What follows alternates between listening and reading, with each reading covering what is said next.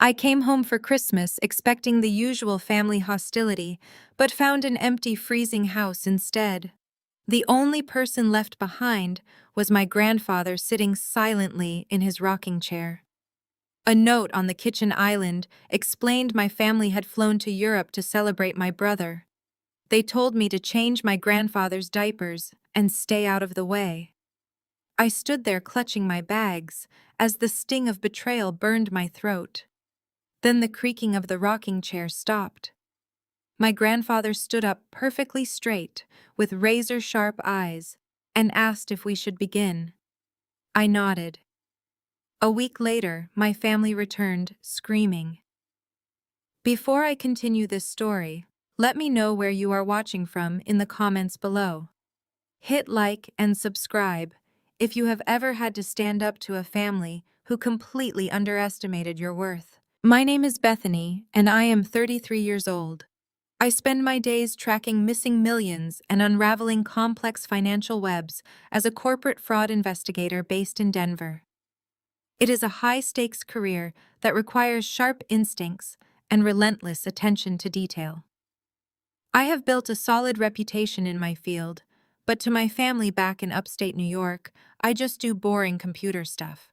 They never bothered to understand my work because it did not involve venture capital or flashy networking events.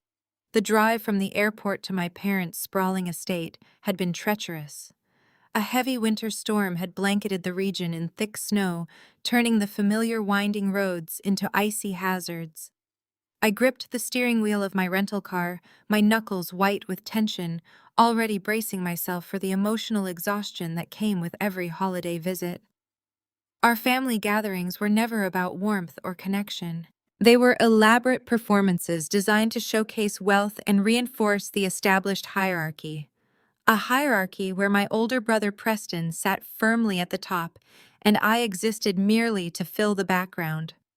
I pulled through the massive wrought iron gates, expecting to see the driveway lined with luxury cars and the house ablaze with festive lights. Instead, the property was plunged into darkness.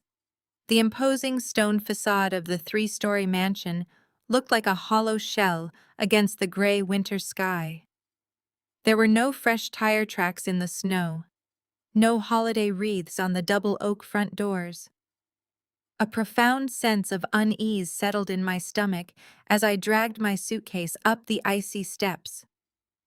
I unlocked the front door and pushed it open, bracing for the blast of warm air that usually greeted visitors. But the air inside was biting cold. The grand foyer with its sweeping double staircase and marble floors was pitch black and eerily silent. My breath plumed in the freezing air. I dropped my suitcase, the heavy thud echoing unnaturally through the empty house. Something was terribly wrong. My parents loved hosting extravagant Christmas Eve parties. They lived for the opportunity to parade Preston around in front of their wealthy friends. The silence was deafening. I called out for my mother, then my father, my voice sounding small and fragile in the vast space. No one answered. I made my way towards the kitchen, my boots clicking softly against the hardwood floors. The massive chef kitchen was immaculate, untouched. The stainless steel appliances gleamed in the dim light filtering through the large windows. On the center of the expansive marble island, bathed in the faint glow of a street lamp outside, sat a single piece of heavy cardstock. I walked over, my heart hammering against my ribs, and picked it up. It was a note scrawled in my mother Patricia's unmistakable, elegant handwriting. The words hit me with the force of a physical blow. The note read, "Preston hedge fund merger just closed." It said they flew to Monaco to celebrate. It casually mentioned that Grandpa Winston's meals were in the fridge. It ended with a directive to be useful for once and not ruin their trip with my usual negativity. I read the words 3 times, trying to force my brain to process the magnitude of their cruelty. They had just left me. They had packed their bags, boarded an international flight, and abandoned me on Christmas Eve without a single phone call or warning. They had left my 84-year-old grandfather completely alone in a freezing house. The thermostat had clearly been turned down to a minimum to save on heating costs while they were gone, showing a callous disregard for his comfort or survival. I stood in the glacial kitchen, the paper trembling in my hands.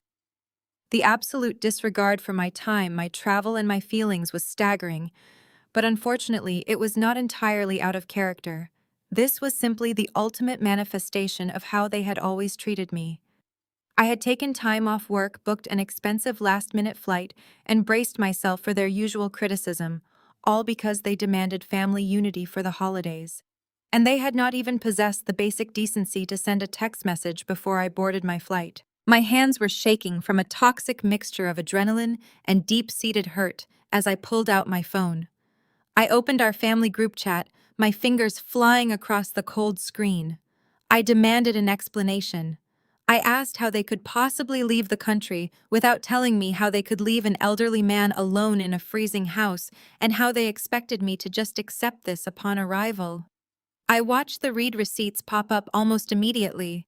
They were awake in Monaco, probably sipping champagne on a balcony overlooking the Mediterranean. The response from Preston arrived seconds later. The text bubble popped onto my screen, dripping with his signature arrogance. He told me he needed to celebrate with his caliber of people. He instructed me to change Grandpa diapers and stay out of the way. I stared at the glowing screen as the sheer audacity of his words burned into my retinas. His caliber of people. To Preston, I was nothing more than the hired help, the convenient spinster sister, expected to clean up the messes he left behind. My mother added her own message a moment later, entirely bypassing my valid anger. She told me I should have planned better and that I was always trying to make everything about myself. She ordered me to make sure Winston took his medication and not to bother them again unless it was an absolute emergency. The action-based backstory of my entire existence within this family was perfectly encapsulated in those few digital lines. Preston was the golden child, a 36-year-old man whose every mediocre achievement was treated like a global triumph. His supposedly massive venture capital deals were always the center of our family's universe. Meanwhile, I was the designated scapegoat. My grueling work in corporate fraud, my financial independence, my quiet successes in Denver meant absolutely nothing to them. I was only valuable when I was useful, when I could shoulder a burden they found too distasteful or inconvenient to carry themselves. I shoved my phone into my pocket, refusing to give them the satisfaction of another response. The cold reality of the situation demanded immediate action. I needed to find Grandpa Winston. For the past 2 years, the family had treated him as a ghost haunting his own home. He suffered from what they claimed was severe dementia. They mocked his vacant stares, rolled their eyes when he failed to respond, and openly discussed spending his money while sitting right across from him. They treated him like broken furniture. The thought of him sitting alone here made my chest tighten with anger. I left my bags in the kitchen and walked down the shadowed hallway toward the back den. The den had once been Winston's sanctuary, a cozy room lined with bookshelves. Now it was just the room where they parked him. The door was slightly ajar. I pushed it open gently. The room was dark, the heavy curtains drawn tight against the winter night. In the corner by the unlit fireplace, I saw the silhouette of his favorite leather rocking chair. It was moving back and forth with a slow rhythm. My heart ached as I stepped fully into the room. I reached up and flicked on the dim overhead light.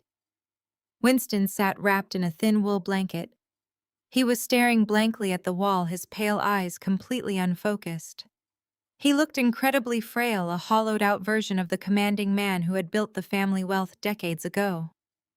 I approached him slowly, keeping my voice low. I told him that I was here. I waited for a simple response, a tiny blink or any sign of recognition from him. But he just kept rocking, staring through the wallpaper into some dark, unreachable void. I set down the small cup of warm tea on the side table next to his chair. I pulled up a footstool and sat close to him, resting my hands on his frail knees. I spoke to him in that slow, gentle voice we had all been instructed to use over the last 2 years. I asked him if he was cold. I asked if he knew it was Christmas Eve. I waited for a response. A blink. A twitch of his fingers.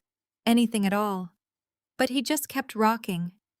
The rhythmic creak of the wood against the floorboards was the only sound in the massive empty house.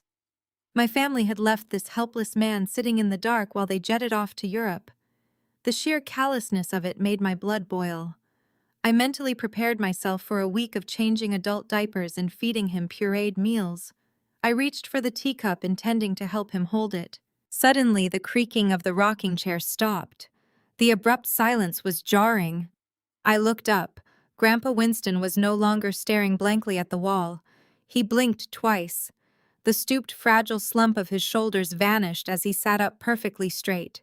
His eyes locked onto mine with a razor-sharp intensity that made me gasp and drop my hands. "They think I am a vegetable," he said. His voice was not the weak, trembling whisper I had grown accustomed to hearing. It was clear, deep, and commanding. It was the voice of the man who built a financial empire. I froze, completely paralyzed by shock. "Grandpa," I whispered, "you can understand me." He let out a dry chuckle. "I can understand you perfectly, Bethany. I needed them to leave so we could work." I pushed the footstool back. "Work? What are you talking about? Have you been pretending this whole time?"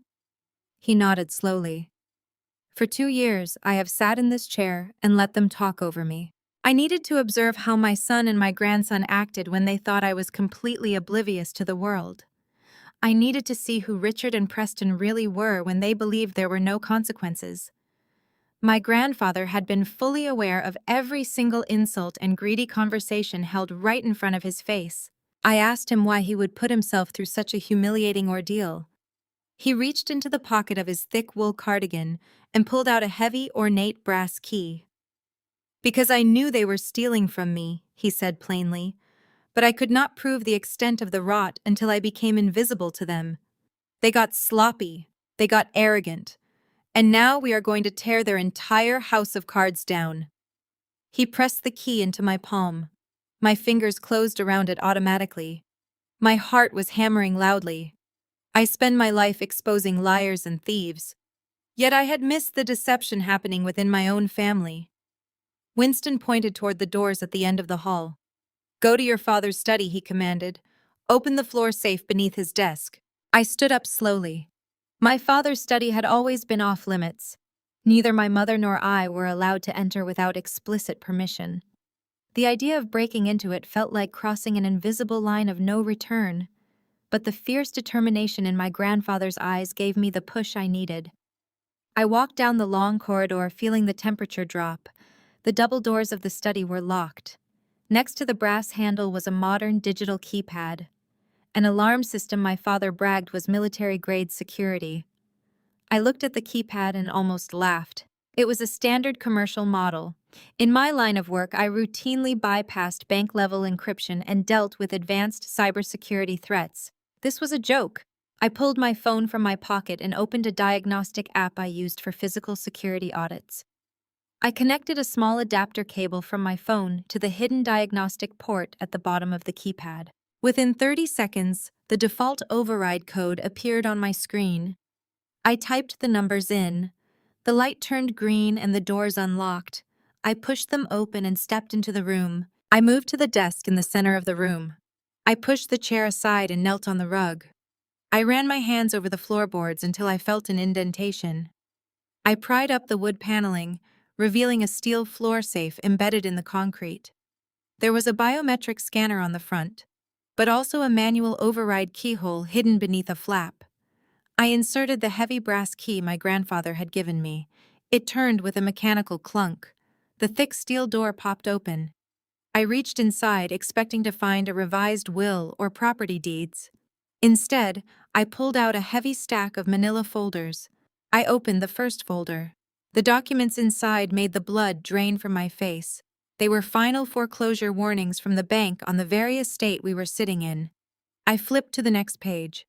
It was a series of aggressive legal notices from international creditors demanding immediate payment on massively leveraged loans. I pulled out another folder containing bank statements for my grandfather's private domestic accounts.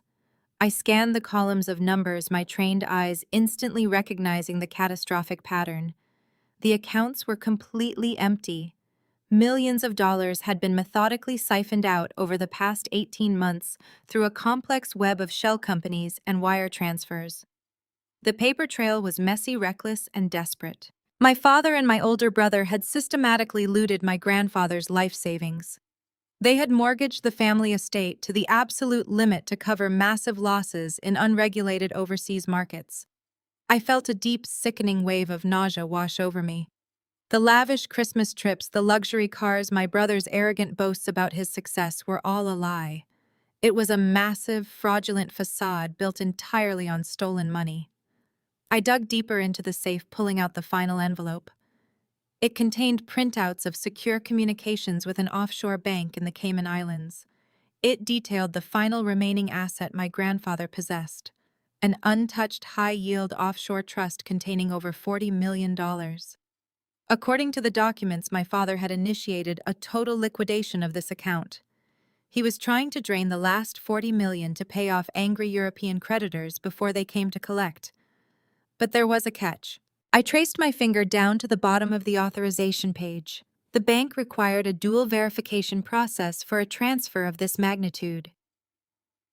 My father's digital signature was already recorded, but the ultimate release of the funds required a direct biometric sign-off from my grandfather. A live voice and thumbprint verification. The hard deadline to authorize the transfer or face total default on the leveraged European loans was New Year's Eve. Exactly 1 week from today.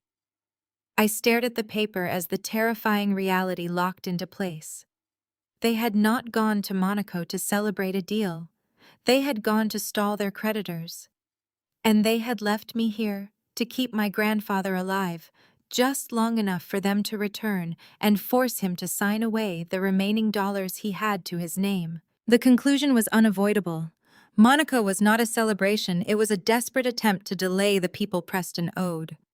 My family had left Winston in my care because they needed him alive, isolated and vulnerable until they returned. The moment they came back, they intended to strip away his legal rights and take the final asset standing between them and complete ruin. I let the heavy parchment fall onto the polished mahogany desk. The silence in the room suddenly felt suffocating. I looked up at my grandfather. He was sitting in the leather guest chair across from the desk, watching me with a steady, unblinking gaze. He did not look like a fragile old man suffering from dementia anymore. He looked like the ruthless businessman who had built a fortune from the ground up. He leaned forward, resting his hands on his silver-handled cane. "You see it now," he said. "You see what my own son has done to me." I swallowed hard, fighting the rising nausea in my throat. "I see the foreclosure notices," I replied. "I see the empty domestic accounts and the pending offshore transfer. But I do not understand where it all went. $40 million does not just evaporate, Grandpa. It takes a massive coordinated effort to lose that kind of money." Winston nodded slowly, tapping his cane against the hardwood floor. "That is exactly why I needed you, Bethany. Your mother thinks you are nothing but a glorified data entry clerk. She thinks your job is boring computer stuff. But I know what corporate fraud investigators actually do. I know you track stolen money for a living. I need you to follow the money. I need you to find out exactly where my life's work went before they return to finish the job immediately." The sheer weight of his request settled over my shoulders. He was asking me to investigate my own parents and my brother. The hesitation only lasted a fraction of a second. They had abandoned me. They had abandoned him. I walked out of the study and went straight to the front foyer where I had dropped my bags. I unzipped my carry-on and pulled out my heavy-duty work laptop. It was loaded with military-grade forensic software, digital decryption tools, and banking trace programs that my firm used to dismantle international shell companies. I carried it back into the study and set it down on my father's pristine desk right next to his sleek silver computer. I booted up my machine and connected a data extraction cable from my laptop directly into my father's hard drive. I needed administrative access to his local network and his private files. A standard login screen popped up demanding a password. My father was a creature of habit, but he was also paranoid about his privacy. I opened my cracking software expecting to settle in for a long brute force attack that could take hours. But I decided to try a manual entry first based on common psychological patterns. People always use what they love most as their security keys. I typed in my mother's name and their anniversary. Incorrect password. I typed in my own birthday just to see. Incorrect password. I paused my fingers hovering over the keyboard. A cold, familiar feeling washed over me. I typed in Preston's initials followed by his birth year. The letters and numbers felt heavy. I pressed enter. The screen instantly turned green and the desktop materialized. I sat back in the leather chair, letting out a harsh breath of stale, cold winter air. It was a tiny detail, a completely mundane security measure, but it stung with the force of a physical slap. My father protected his most sensitive financial documents with the name of his golden child. I clicked into his email client and found a secondary encryption barrier. I tried his favorite phrase. Incorrect.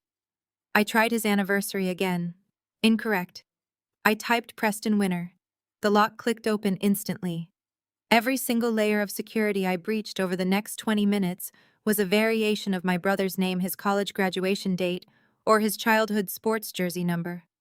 It was a digital monument to their blatant favoritism. Even in his most private spaces, my father worshipped Preston. I shoved the emotional hurt aside and let my professional instincts take over. I was no longer just Bethany, the scapegoat daughter. I was a senior financial investigator actively dissecting a highly hostile target. I started mapping the outgoing wire transfers from my grandfather's domestic trust accounts. The paper trail was chaotic, but incredibly arrogant.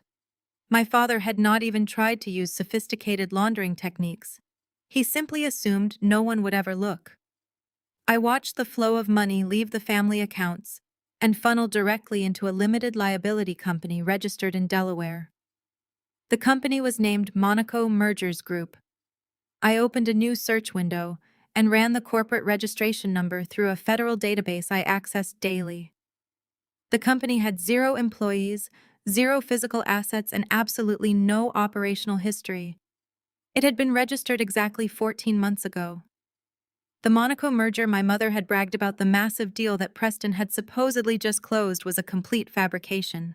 It was a desperate front designed entirely to explain why millions of dollars were suddenly moving overseas without any prior warning. I pulled the bank records associated with the dummy company and traced the outgoing international wires.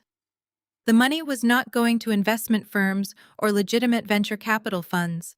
It was flying directly into private accounts in Macau, Cyprus, and underground banks in Eastern Europe. I recognized the routing numbers immediately from my previous fraud cases. They were notorious holding accounts for illegal offshore gambling syndicates. My stomach churned as I linked the offshore accounts back to a central client profile. The profile belonged to Preston. The golden boy had a very dark secret. I stared at the screen, watching the transactions cascade in real time. Preston was not a brilliant hedge fund manager. He was a catastrophic gambling addict. The record showed him hemorrhaging money at a pace that made me physically dizzy.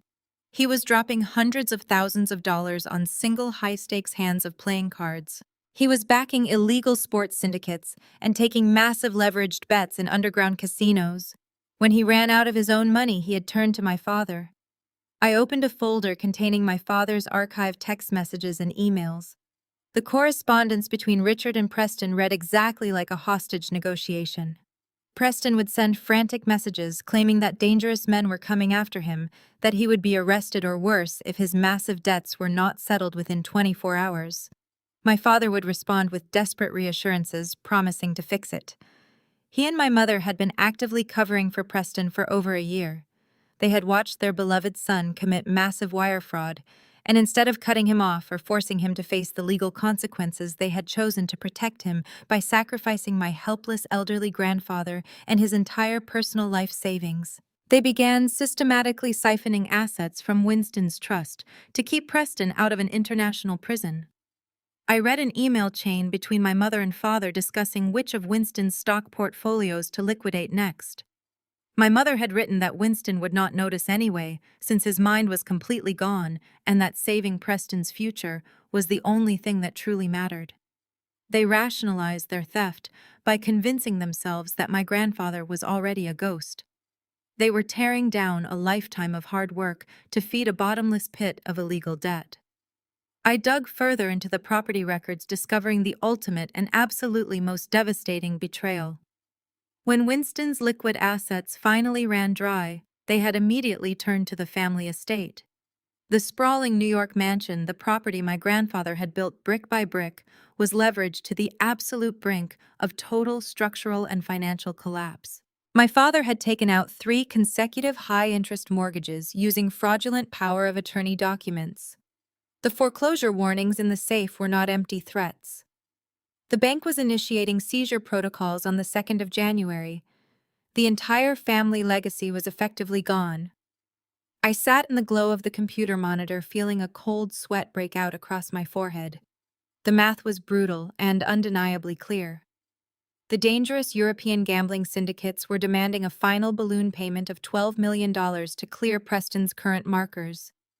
The bank was demanding $4 million to halt the immediate estate foreclosure. My parents were completely tapped out of cash. The only money left in the entire world was my grandfather's protected offshore trust in the Cayman Islands, a massive untraceable trust account still containing exactly $40 million. I stared at the screen, completely frozen, with terrifying, horrible dread. My mind raced, trying to put the final pieces of the puzzle together. They had exactly 1 week to secure $40 million to save themselves from ruin. But they needed Grandpa Winston to authorize the transfer. He would never do that willingly. He knew it, and they certainly knew it. So how were they planning to get his biometric signature or legal authority over his remaining trust? I dragged my mouse across the screen and clicked out of the banking portals. I needed to look at my father's direct communications. I opened his primary email client and bypassed the 2-factor authentication by routing the verification prompt through my own server.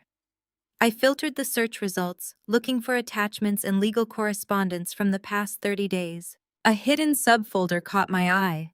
It was simply titled Winston Transition.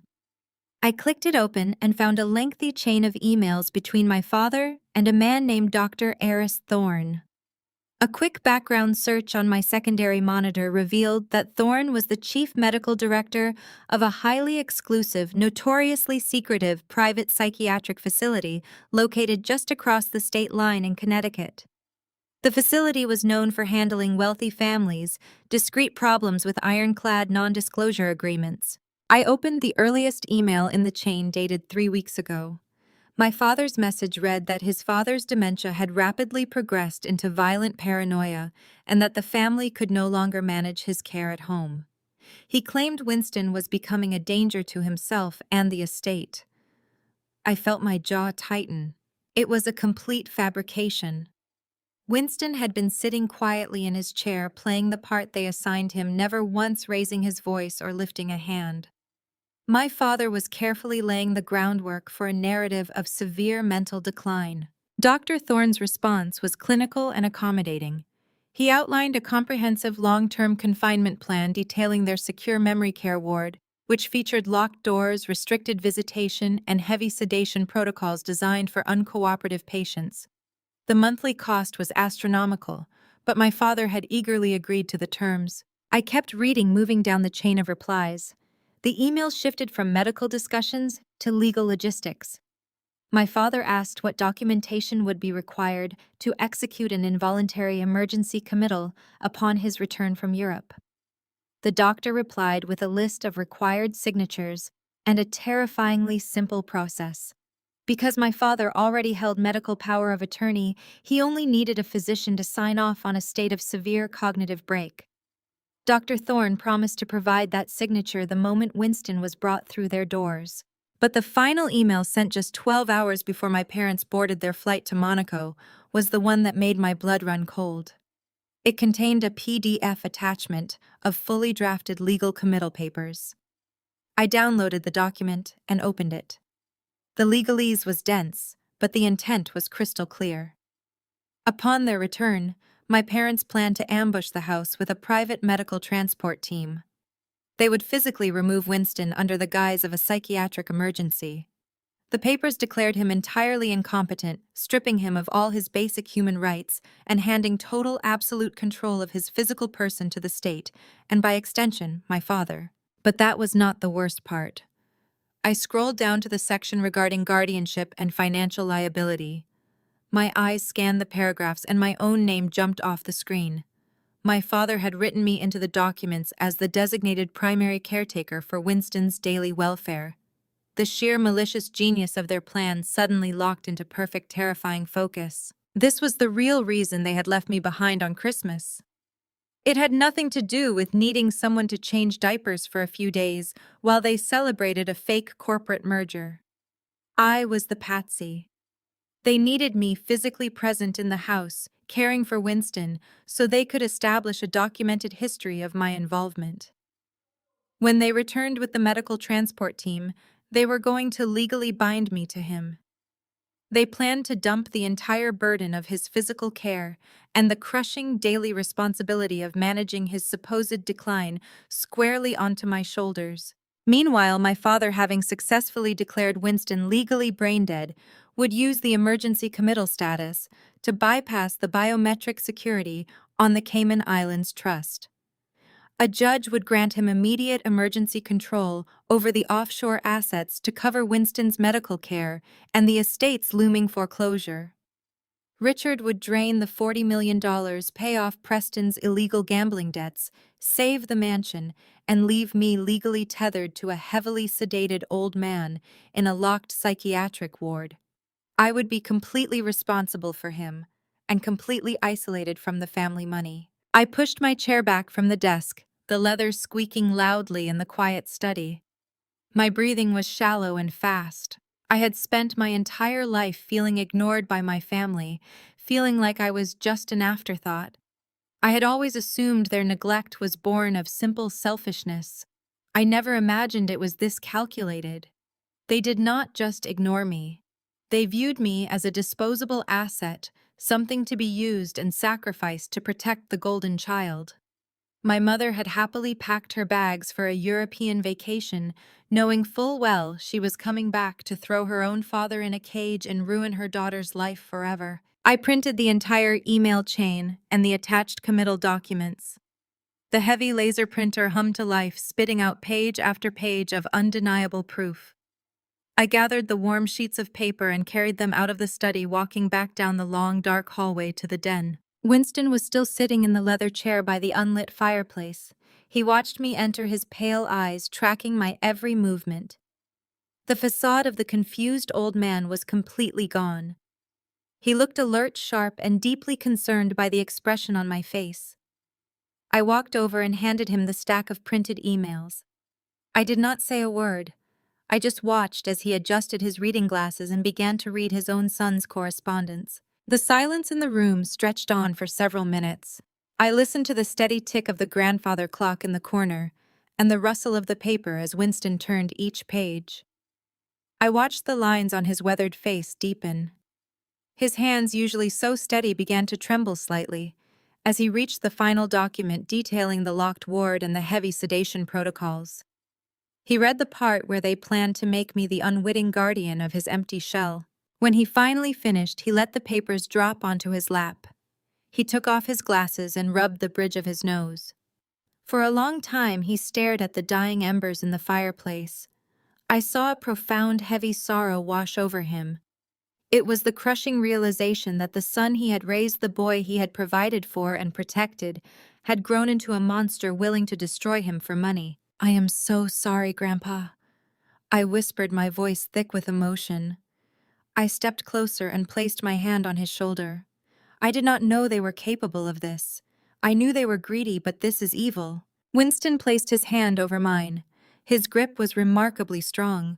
His skin felt like dry parchment, but the heat of his anger was palpable. He took a slow, ragged breath and looked up at me. His eyes were no longer filled with sorrow. They were burning with a cold, hard fury. I spent my life building an empire for them, he said, his voice dangerously quiet. I gave Richard everything he ever asked for. I spoiled Preston because I wanted him to have the world. And this is how they repay me. By putting me in a chemical straitjacket so they can steal my last dime and leave you to carry the burden. He picked up the committal papers and crushed them in his fist. They think I am a weak old fool. They think they can simply sweep me under the rug and dance away with my legacy. They have gravely miscalculated. He looked directly into my eyes, his gaze piercing right through me. You and I are going to stop them, Bethany. We are going to take away every single thing they care about. But we have to move quickly. The bank deadlines are approaching and they will be desperate. I nodded, feeling a surge of adrenaline cut through my fear. I am with you, I said firmly. I can lock them out of the accounts. I can trace the rest of the funds. I can build a forensic wall they will never be able to climb over. But we need to secure this house. We need to make sure they cannot just walk in here with a medical team and force the issue. Winston agreed. We will hire private security tomorrow. I still have contacts in the city who owe me favors. We will lock this estate down tighter than a fortress. We have exactly 6 days until they return from Monaco. 6 days to dismantle everything Richard has built. We began outlining our strategy, our voices low and urgent in the quiet den. We were planning a total financial counterstrike. I was going to use my father's own arrogance against him, turning his sloppy digital trail into a weapon. We were going to freeze the leverage lines, block the offshore transfers, and expose Preston's gambling syndicate to the federal authorities. But as Winston was explaining his plan to access a hidden power of attorney document he had filed years ago, the heavy silence of the house was suddenly shattered. A sharp, piercing electronic chime echoed through the hallways. It was the perimeter security system. The main control panel mounted on the wall in the foyer was glowing bright red. Someone had just pulled up to the massive wrought iron gates at the end of the long, snowy driveway. I froze, my heart leaping into my throat. The chime sounded again, louder and more insistent. I rushed out of the den and jogged down the hallway toward the front foyer. I skidded to a halt in front of the glowing security panel. The screen displayed a live video feed from the camera mounted outside the front gate. Through the swirling snow and the glare of the security floodlights, I could see a large black SUV idling aggressively, blocking the entrance. A man was standing outside the vehicle, his face obscured by a dark winter coat. He was pounding his fist against the metal call box. Then he began aggressively punching numbers into the digital keypad, trying to bypass the gate code by force. The red lights on the panel flashed rapidly, warning of unauthorized entry attempts. The heavy metal gates groaned under the pressure as the man kicked the wrought iron bars, demanding to be let inside. Trent followed without hesitation. His contempt had made him careless. He was so convinced that I was weak and incompetent that he never considered the possibility of a trap. I kept my head lowered and my breathing uneven, allowing him to believe he controlled every step we took. Behind the frightened performance, however, my mind was already calculating what he wanted, how I could give it to him, and how I could turn his intrusion into evidence against everyone involved. The sharp crack of the wrought iron gate giving way echoed up the snow-covered driveway. The red warning lights on the security panel shifted to a crimson, indicating a forced physical breach.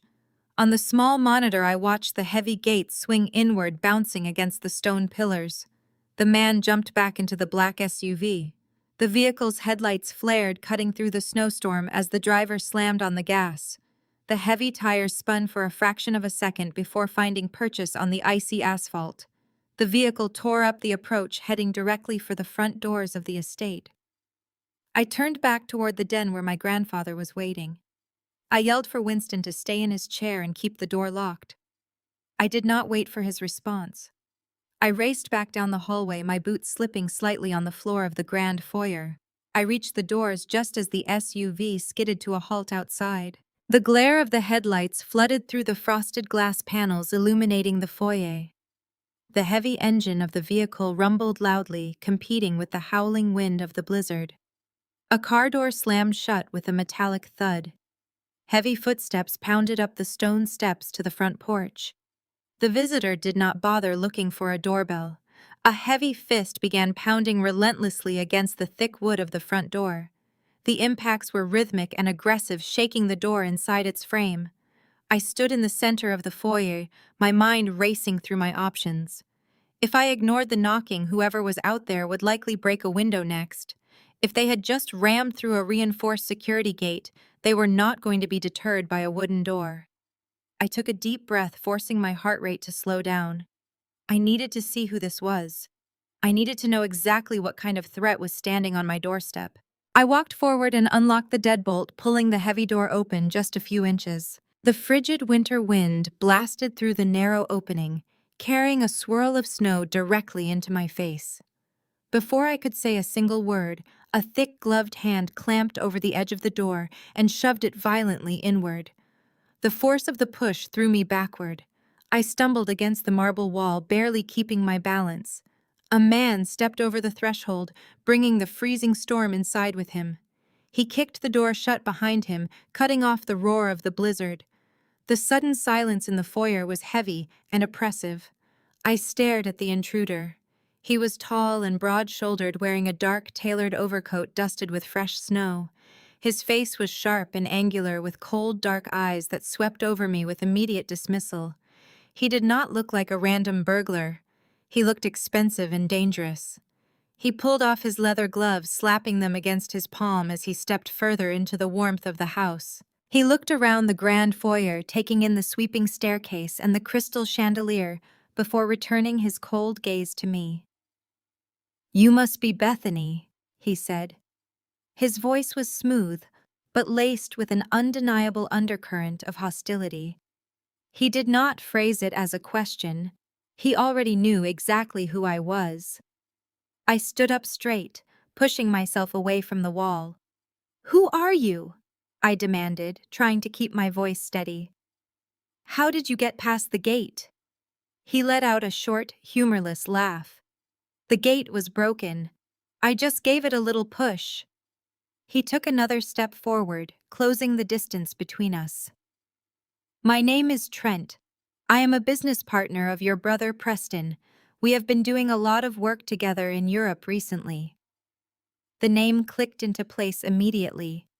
Trent was one of the names I had just seen in my father's encrypted emails. He was not a business partner. He was a fixer for the underground gambling syndicate Preston owed money to. He was the man tasked with collecting the debt. And he was standing in my parents' foyer. I kept my expression completely blank, refusing to let him see that I knew exactly who he was and what kind of business he actually conducted. "Preston is not here," I said, keeping my tone even. "He is in Monaco with my parents." Trent smiled, showing a row of perfectly white teeth that did not reach his eyes. "I know exactly where Preston is, Bethany. I know where your father is, too. Richard sent me here to pick something up. It seems they forgot a rather important piece of documentation before they hopped on their flight. They need it to finalize this big merger they are celebrating." He reached into his coat pocket and pulled out his phone, checking the screen before looking back at me. "Richard told me you would be here playing nurse to the old man. He said you were essentially a glorified IT help desk, so this should be easy for you to understand. I need to get into Richard's study right now. There is a physical encrypted ledger locked inside his desk. I need that ledger." My mind raced. The physical encrypted ledger, I knew exactly what he was talking about. It was the hard drive containing the access keys to the offshore accounts. The same accounts my father was desperately trying to drain. Trent had not come here to collect a check. He had come here to take the keys to the entire kingdom. He was going to bypass my father completely and take the $40 million directly from the source. The gambling syndicate was cutting out the middleman. They were taking everything. I shook my head, crossing my arms over my chest. "I cannot let you into my father's study, Trent. He keeps that room locked, and I do not have the code." Trent sighed heavily, running a hand over his slicked back hair. He looked at me with an expression of profound irritation, as if he were dealing with a stubborn toddler. "Bethany, listen to me very carefully," he said, dropping the polite facade. His voice dropped to a gravelly whisper. "I am not asking for your permission. I am telling you what is going to happen." He closed the distance between us, stepping into my personal space so I could smell the scent of winter mint and stale tobacco clinging to his coat. He loomed over me using his size to box me into the corner. I did not drive through a blizzard to argue with a data entry clerk. Preston owes a lot of money to people who do not like to wait. Your father promised this ledger would be delivered tomorrow morning. If I do not walk out with that drive tonight, things are going to get very complicated for your brother. And they are going to get extremely unpleasant for you. Do you understand me? He leaned closer, his dark eyes boring into mine. Do not play smart with me. Open the door and stay out of my way. I stared up at him, feeling the marble wall pressing against my back. My first instinct was to fight back, to tell him I knew everything, and to kick him out. But my professional training kicked in, overriding my anger. Trent was a dangerous man working for dangerous people. Confronting him directly would only escalate the violence. I needed him to underestimate me. I needed him to believe I was exactly who my family told him I was. The meek, obedient, clueless sister who spent her life following orders. I let my shoulders slump. I widened my eyes and allowed my breathing to become shallow and erratic. I made myself look as small and terrified as possible. I let my hands tremble as I brought them up to my chest. I am sorry, I stammered, pitching my voice higher, making it sound thin and reedy. I am so sorry. I did not know. Preston never tells me anything about his business. My dad told me to stay out of the way. I did not mean to cause problems. Trent scoffed, stepping back and looking down at me with absolute disgust. He bought the performance entirely. Jesus, he muttered, shaking his head. Richard was right. You really are pathetic. Just show me where the study is. I kept my head bowed, avoiding his gaze as I nodded frantically. Okay, I whispered. Please do not hurt me. I can show you where the room is. My dad keeps a spare key hidden in the kitchen. I can get it. Just follow me. I turned away from him and began walking down the long, shadowed hallway, my posture hunched and defeated. I apologized profusely, with every step playing the terrified victim flawlessly as I led the debt collector directly toward my father's darkest secrets. I led Trent down the corridor, my shoulders hunched forward and my hands trembling visibly. The heavy thud of his boots echoed behind me, a constant reminder of his physical threat. We reached my father's study. I reached out with shaking fingers and pushed the doors open. The room was exactly as I left it. The floor safe was still exposed. Trent pushed past me, his eyes scanning the room before landing on the safe. He let out a low whistle. Your old man does not mess around. Get the drive, Bethany. I do not have all night. I knelt on the rug, my movements deliberately slow and clumsy. I reached into the dark cavity. My fingers found the sleek metallic casing of the hard drive. It was cold. I pulled it out. Is this what you need? I asked. Trent snatched the silver drive from my hands. He turned it over, inspecting it. He let out a harsh, booming laugh. You really are clueless. Richard said you were a pathetic little mouse. I guess he was right. He slipped the drive into his coat. Do not leave the house. Wait for Daddy to get home. He strode out of the study. I listened to his footsteps retreat down the hallway. By the time he reached the foyer, I could hear him dialing his phone. His booming voice carried back to me. Preston, it is me. Yeah, I have the package. Your sister handed it over. No, she does not suspect a thing. I am heading to the airstrip. We will run the decryption sequence when I get back to base. Tell your father he bought himself a few more days. The heavy front door slammed shut, vibrating the floorboards. I listened to the roar of the SUV as Trent tore down the driveway. Once the sound faded, I stood up. My trembling vanished instantly. I rolled my shoulders back, releasing the tension. I walked back toward the den. Winston was standing in the doorway, leaning on his cane. He watched me approach. Did he leave? Winston asked. He is gone, I replied. He took the bait. He thinks he walked out with the keys to the offshore trust. Winston let out a slow breath. He is going to hand that drive over to extremely dangerous people. When they realize they have been played, they will return. They will not be looking for an easy handoff. I smiled, feeling a cold satisfaction settle over me. They are not going to come back. Because they will never know what hit them. I reached into my pocket and pulled out an identical hard drive. Winston stared at the drive in my hand and looked up in confusion. "If that is the ledger," he said slowly, pointing his cane at my hand, "then what did you give that monster?" "I gave him a Trojan horse," I explained, walking back into the study. The drive I handed Trent was a dummy casing I keep for field audits. When I heard the gate alarm, I knew whoever was coming was not here to chat. I anticipated they would want the physical hardware, so I swapped the drives before I went to the door. But I did not just give him an empty piece of metal. I loaded the dummy drive with highly aggressive tracking malware. It is a specialized worm my firm uses to dismantle offshore financial networks. The moment Trent plugs that drive into his syndicate's servers, the worm will deploy. It will bypass their firewalls, map their digital infrastructure, and copy every piece of data they have. Account numbers, client lists, blackmail material, wire transfers. Everything. It will package the data and transmit it directly to an encrypted server at my office. By tomorrow morning, I will have enough evidence to put Trent Preston and the entire European syndicate away for the rest of their natural lives. Winston let out a low rumble of laughter. It was a genuine, deeply appreciative sound. "You are brilliant, Bethany. Simply brilliant. Your father never realized he was raising a predator. Now let us finish this." He walked over to the desk and sat down heavily. I sat beside him, opening my laptop. I plugged the real encrypted ledger into the secure port. The screen flashed red, demanding biometric authentication to access the Cayman Islands Trust.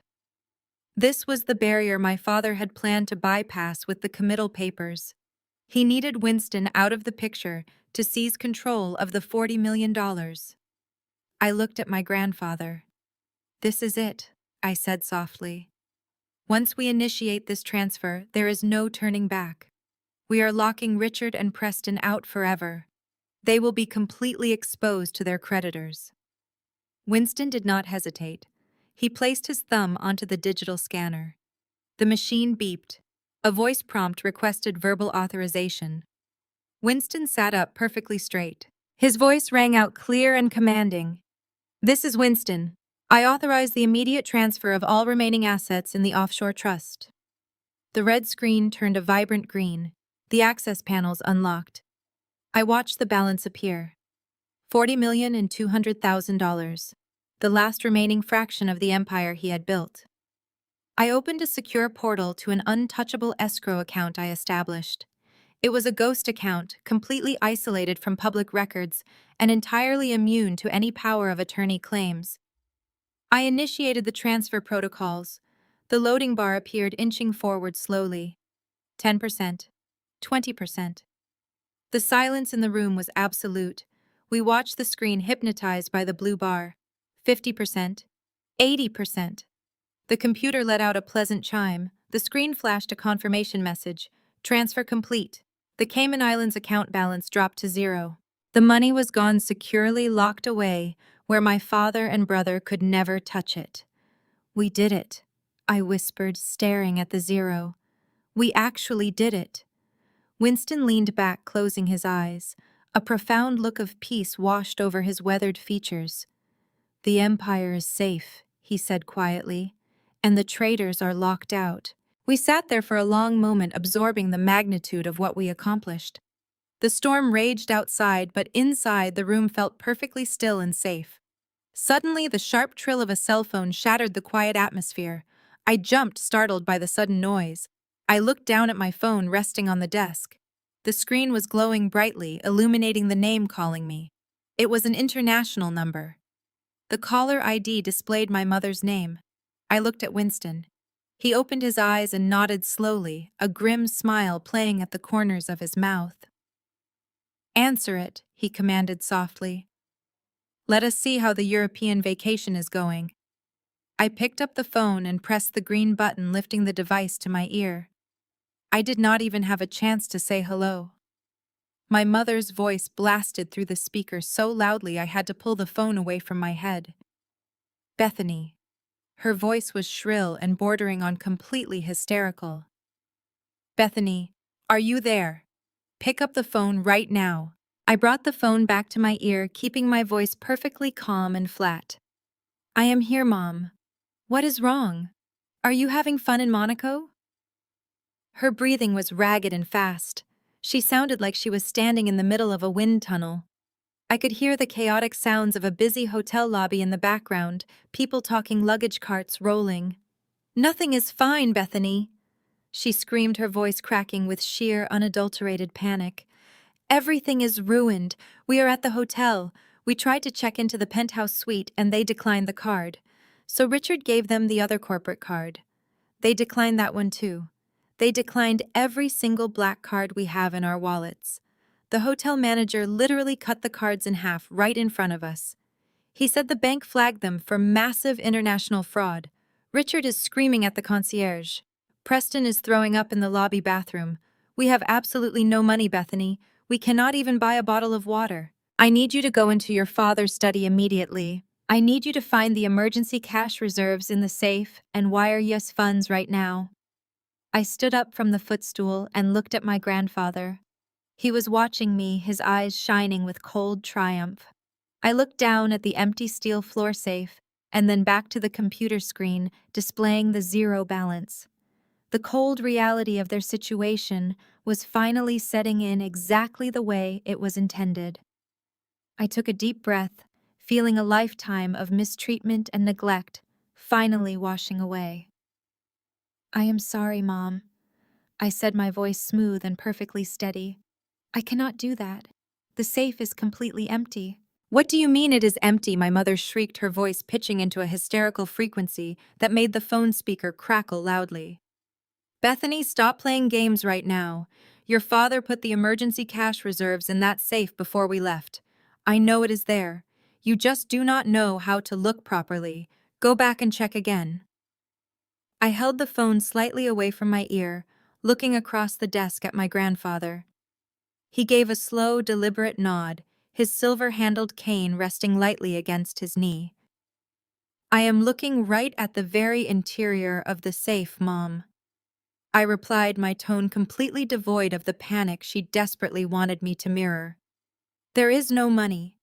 There are only foreclosure notices from the bank and a stack of aggressively drafted legal demands from international creditors. Oh, and the paperwork for Winston's offshore trust account, the one that currently has a balance of 0. The silence on the other end of the line was absolute and profound. For a span of 10 agonizing seconds, the only sound was the faint electronic hum of the international connection and the chaotic background noise of the Monaco hotel lobby. The reality of what I had just said was slowly, violently crashing through the wall of delusion my parents had built around themselves. You are lying, she finally whispered, the breath rushing out of her lungs. You have no idea what you are talking about. Put your grandfather on the phone. Put him on right now. He is resting, I said calmly. And he is safe, which is more than I can say for you. I ended the call before she could scream again and placed the phone face down on the polished mahogany wood surface firmly. I let out a long breath, my hands trembling slightly from the sheer adrenaline of the confrontation. For as long as I could remember, I had bowed my head and accepted my mother's endless critiques. I had swallowed her dismissive comments and allowed her to treat me like a barely tolerable inconvenience.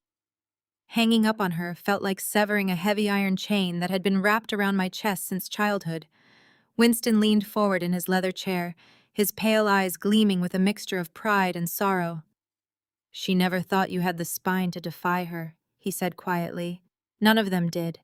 They built their entire house of cards on the assumption that you would always be the quiet, obedient girl in the corner. The house is burning down now, I replied, turning my attention back to the glowing screen of my laptop. And they are standing right in the middle of the flames. I opened the network monitoring software I had installed to track the activity on my father's banking portals. The digital tripwires I had set were lighting up the screen in rapid succession. The financial shockwave was moving faster than I had anticipated. What are you seeing? Winston asked, tapping his cane against the rug. The European creditors have realized the collateral is frozen. I explained, tracing my finger along the cascading lines of data. My father initiated the transfer from your Cayman account, but because we moved the funds into the blind escrow first, the routing numbers failed. The receiving banks in Monaco and Macau just registered a hard default. Preston's markers are officially past due, and the syndicates have triggered an automatic lockdown. I pulled up the secondary screen displaying the dummy corporation my father had created carefully. The hotel cutting up their black cards was just the very first domino. The creditors are actively freezing every single account associated with the Monaco Mergers Group. They are seizing the leverage. Right on cue, my cell phone vibrated violently against the desk. The screen lit up displaying a photo of my brother Preston, the golden boy, the untouchable heir to a kingdom he had secretly gambled away. I watched the phone buzz inching slowly across the mahogany surface. I did not pick it up. It stopped ringing. 3 seconds later, it started vibrating again in angry bursts. "Let him panic," Winston said, his voice hard and uncompromising.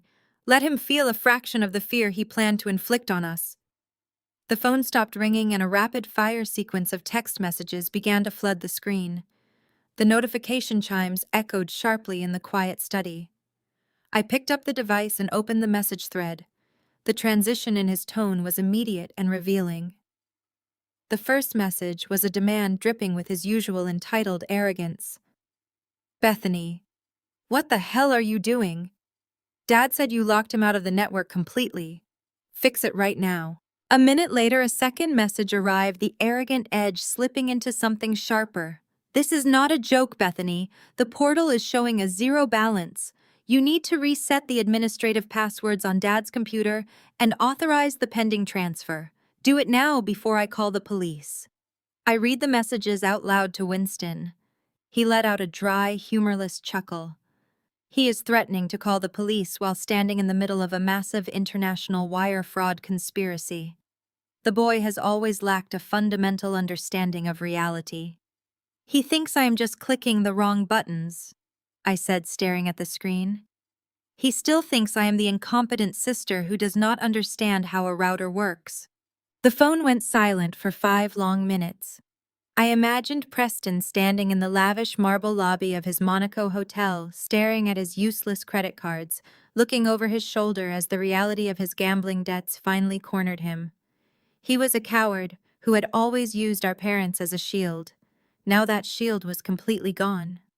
When the next text message finally arrived, the aggressive demands had completely vanished.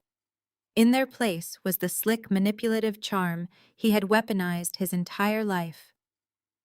Preston had always known exactly how to play the victim, how to twist a narrative to make everyone else feel responsible for his mistakes.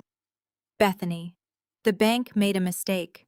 If you don't authorize the release from Dad's computer, my investors are going to have me arrested. Don't be selfish, do this for the family." I stared at the glowing words, feeling a cold knot of disgust form in my stomach. For the family. It was the exact same toxic phrase my parents used to justify every single act of favoritism, every stolen dollar, and every cruel dismissal.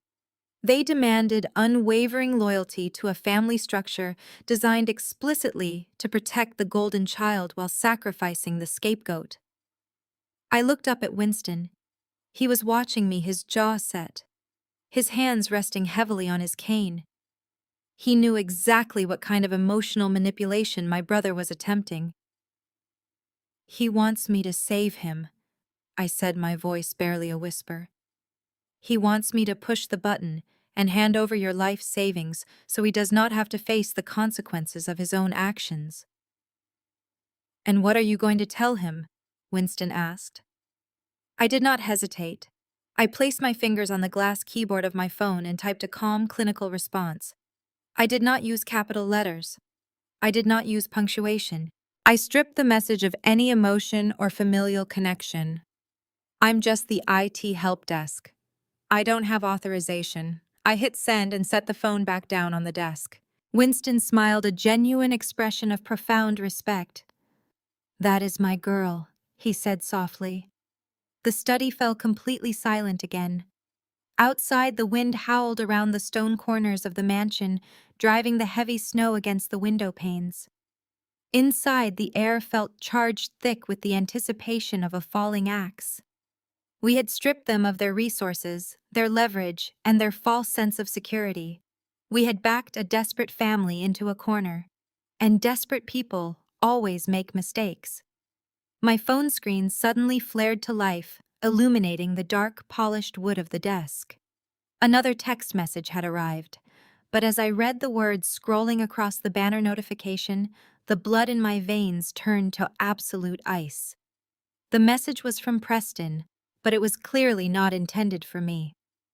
In his blind, terrified panic, my brother had accidentally sent a message to my thread instead of my father's.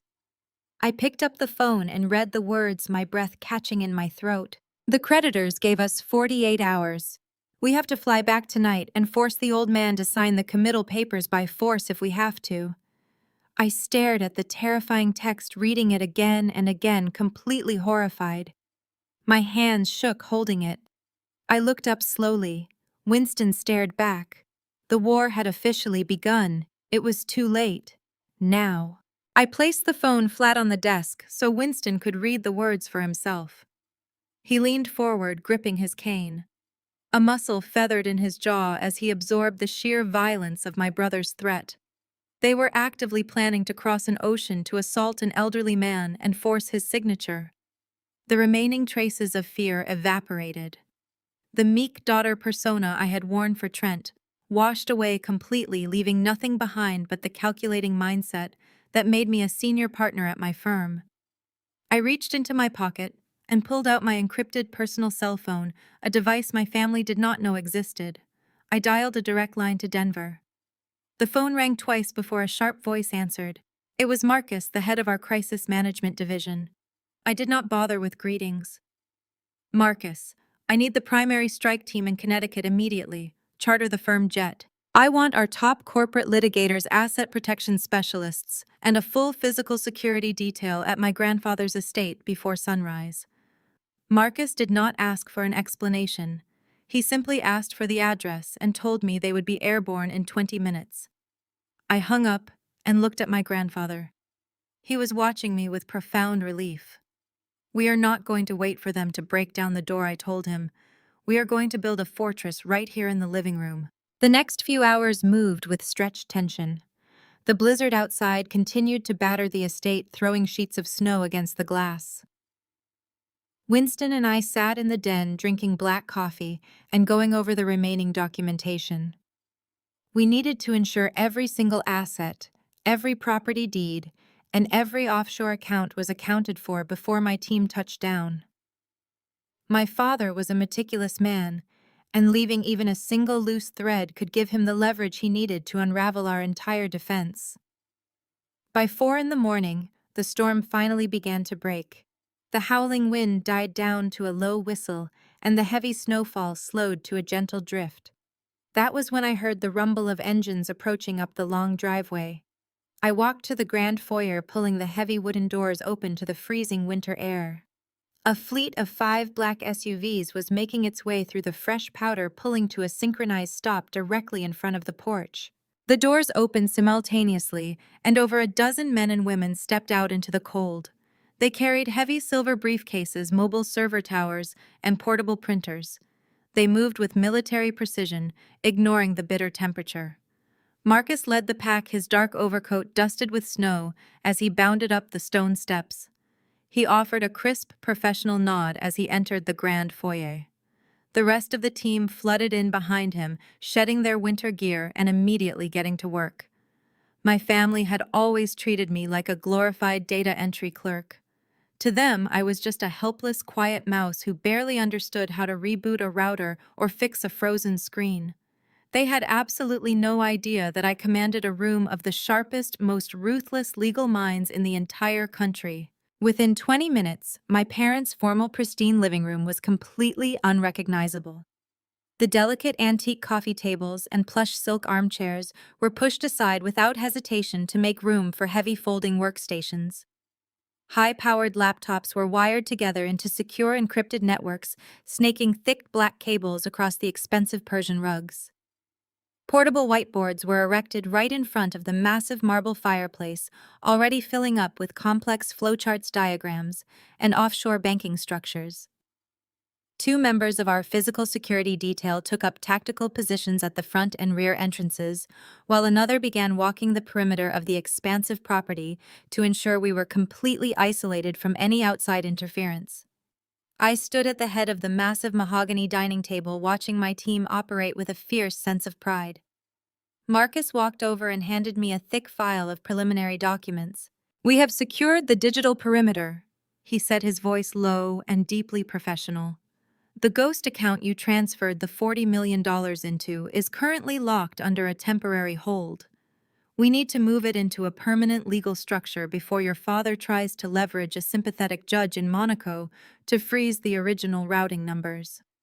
I nodded slowly, looking down at the brilliant legal minds sitting around the table, waiting for my specific instructions. "We are drafting an irrevocable trust," I announced, my voice carrying easily across the busy humming room. "I want Winston listed as the sole primary beneficiary, with a designated corporate trustee located entirely outside of United States jurisdiction. I want layers of protection.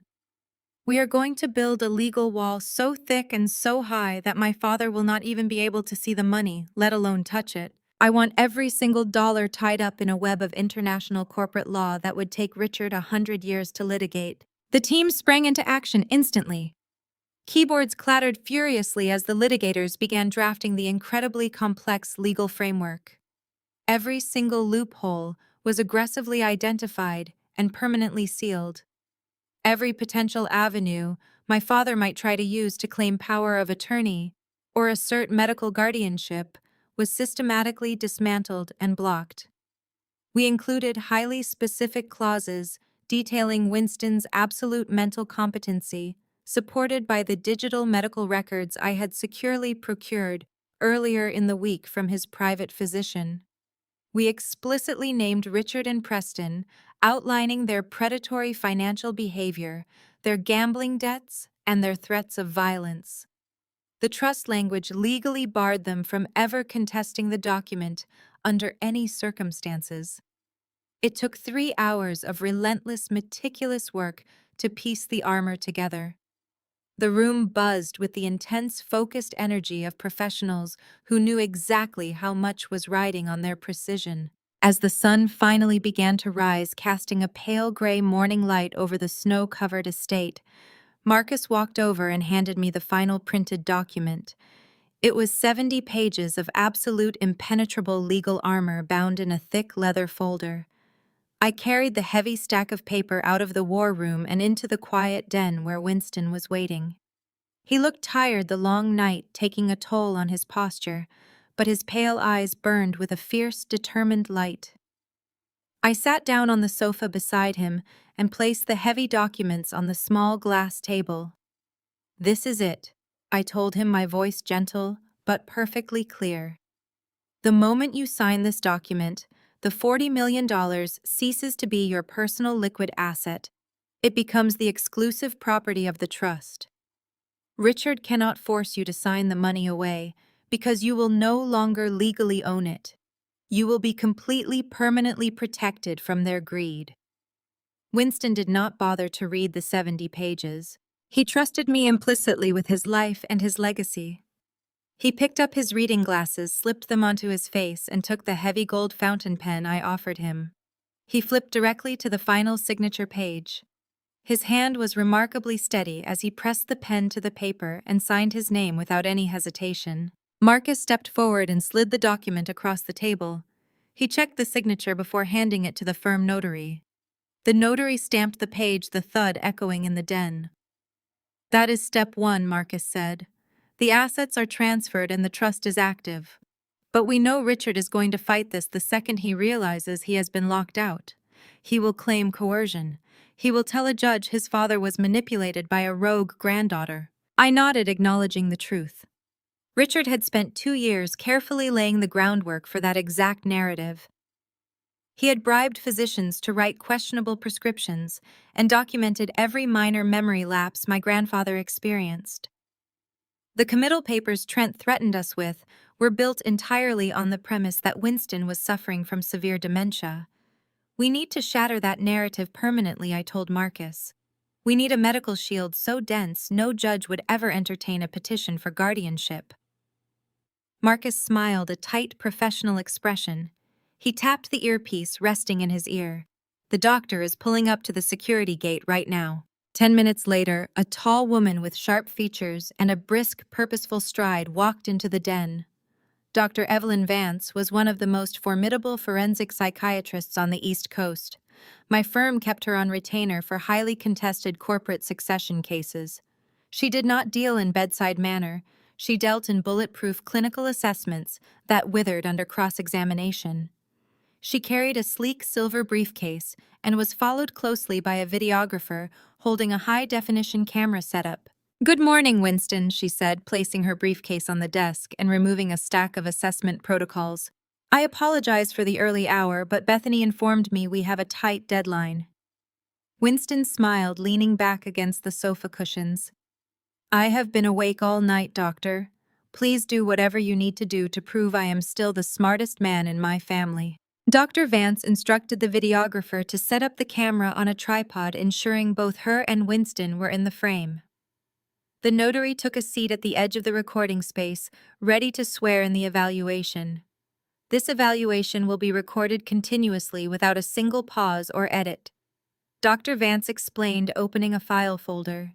It will establish a baseline of cognitive function, memory retention, and executive decision-making capabilities. This recording will stand as an irrefutable legal testament to your absolute lucidity. She looked at the camera, pressing a small button on her lapel microphone. "State your full legal name for the record." The evaluation was exhaustive and deliberately grueling. Dr. Vance did not hold back.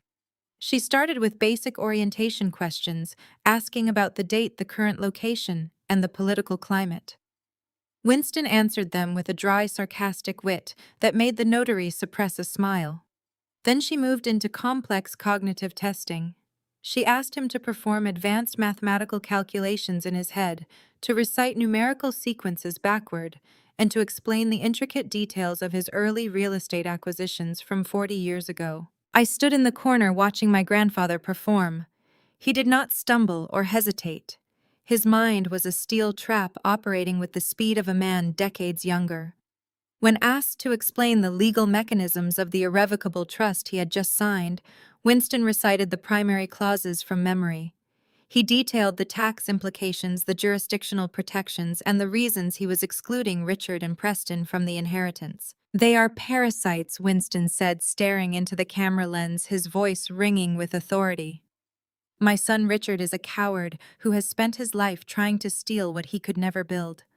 My grandson Preston is a degenerate gambler who just tried to sell my life savings to cover his own pathetic mistakes. I am making these decisions with total clarity of mind and completely of my own free will." Dr. Vance lowered her pen and looked at Winston for a long, silent moment. She turned to the camera and stated her clinical conclusion. "The patient exhibits exceptional cognitive function, flawless memory recall, and superior executive reasoning. There is absolutely zero evidence of dementia, cognitive decline, or susceptibility to outside manipulation. Winston is entirely legally competent." The camera stopped recording. The notary stepped forward and Dr. Vance signed the medical affidavit, binding her clinical assessment to the newly minted trust. It was the ultimate shield. The fake committal papers my father was banking on were now completely worthless. Any judge presented with that video, and Dr. Vance's sworn affidavit would throw Richard out of the courtroom before he could even finish his opening statement. With the assessment notarized, Marcus brought out the final piece of documentation. It was the executor designation form. Winston took the gold pen once more. He looked up at me, his pale eyes shining with pride. "I am leaving you the keys to the castle, Bethany," he said quietly. "Do not let them tear it down." He signed the paper naming me the sole executor of his $40 million estate and granting me absolute control over every asset he owned. The war room in the living room erupted into a low hum of focused activity as Marcus carried the finalized documents out to the legal team. The fortress was complete. We had walled off the empire, leaving them to drown in the financial ruin they created. I walked over to the windows to look out at the morning. The winter sun was breaking through the clouds, casting a brilliant light over the snow. Then the sharp electronic ping of an incoming notification cut through the quiet den. I turned away from the window and walked back to the glass table where I had left my encrypted tablet. The screen was glowing, displaying a high-priority alert from the digital tracking software I had installed to monitor my family's movements. I picked up the device and tapped the notification, opening the flight tracking dashboard. My heart began to pound as I read the data scrolling across the screen. The financial lockout had driven them to absolute desperation. The reality of their situation was more pathetic than I imagined. Their luxury private jet charters had been universally denied.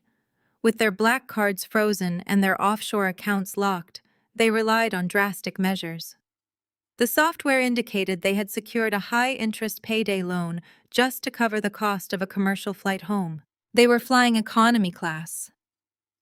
I stared at the screen. The men who had spent their lives treating everyone else like dirt and demanding absolute obedience were currently crammed into the back of a commercial airliner flying across the Atlantic Ocean. The tracker showed a bright red icon blinking steadily on the map. The alert at the top of the screen confirmed the details. The commercial flight had just touched down on the tarmac at JFK Airport in New York. They were on the ground. They would be renting a car or taking a cab. They were coming back to the estate believing they still held the winning hand. They still thought they had the fake committal papers. They had no idea I had turned their home into a fortress. I set the tablet down and looked out toward the snow-covered driveway, feeling a cold, hard smile. Let them come. I remained standing by the frost-covered window of the den, looking out over the expansive front lawn. The heavy blizzard had finally surrendered to a pale winter morning, casting long blue shadows across the driveway. Behind me, the living room hummed with the quiet intensity of Marcus and his legal team finalizing the digital fortifications. I kept my eyes fixed on the high-definition security monitors mounted on a portable display screen near the glass. The perimeter alarms chimed softly, indicating a vehicle had breached the main gate. It was not the sleek black town car or the luxury limousine my parents usually demanded for their airport transfers. Instead, a battered yellow taxi with rusted quarter panels and a sputtering exhaust pipe slowly made its way up the pristine, snow-swept approach. The visual was jarring. It was the absolute antithesis of everything my father stood for. The cab skidded slightly on the icy asphalt before coming to a jerky halt at the base of the grand stone steps. I watched the monitor as the rear doors of the taxi flew open. Richard, Patricia, and Preston spilled out onto the driveway. They looked completely unrecognizable. The immaculate polished veneer they presented to the world had been entirely stripped away by 24 hours of sheer unadulterated panic. My father was not wearing his tailored overcoat. His suit jacket was deeply wrinkled, and his tie was hanging loosely around his collar. My mother stumbled out after him, her expensive designer heels slipping precariously on the packed snow. Her hair, which was usually styled to perfection, hung in messy, tangled strands around her face. Preston emerged from the front passenger seat looking physically ill. His complexion was a pale, sickly gray, and his shoulders were hunched defensively against the freezing winter air. My father reached into his pocket and threw a wad of crumpled bills at the driver, not bothering to wait for change. They did not pause to gather themselves. They did not care about appearances anymore. They stormed up the front steps, moving with a chaotic, frantic energy. I listened closely as the heavy oak doors of the grand foyer were violently thrown open, crashing loudly against the marble walls. The sound echoed through the entire lower level of the estate. "Bethany!" My father's voice boomed through the hallway, thick with rage and exhaustion. "Bethany, get out here right now!" I did not move from my spot in the den. I simply stood there, letting his angry demands wash over me without feeling a single ounce of the fear that used to cripple me. I could hear the heavy thud of their footsteps pacing across the marble floor of the foyer. They were shedding their coats and throwing their bags carelessly onto the floor, expecting the household staff to magically appear and clean up their mess. "Where is she?" My mother shrieked, her voice echoing shrilly off the high ceilings. "I cannot believe she is making us stand here." Bethany. I stepped out of the den and into the long shadowed corridor that connected to the foyer. I did not rush. I walked with a slow, deliberate pace, stopping just out of their immediate line of sight. I wanted to observe them in their natural state of entitlement before I stepped into the light. My mother was leaning heavily against the grand staircase, sobbing openly. It was not a cry of genuine sorrow or relief at being home. It was a hysterical, self-pitying meltdown. "Do you have any idea what we just went through?" she wailed, clutching her hands to her chest. We were escorted out of the hotel lobby by armed security. The manager looked at me like I was a common criminal. We had to leave our luggage. We had to leave everything behind. And that flight, Richard. It was a commercial flight. We were sitting next to crying babies and people eating cheap food.